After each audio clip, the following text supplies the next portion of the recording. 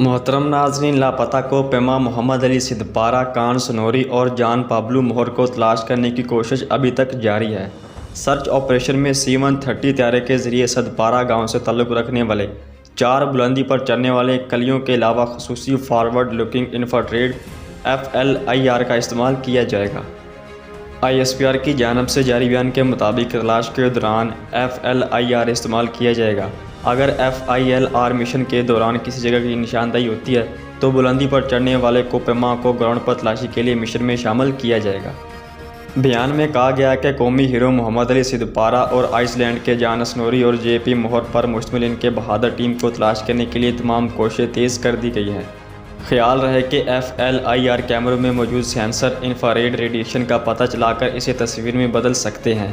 Alpine club Pakistan के secretary इकरार हैदरी ने कहा कि इनके 4 पहाड़ी कली सादक सिद्दपारा, अली मोहम्मद सिद्दपारा, अली रज़ा सिद्दपारा और दिलावर सिद्दपारा स्कर्दू में हैं और वो सर्च मिशन का हिस्सा होंगे।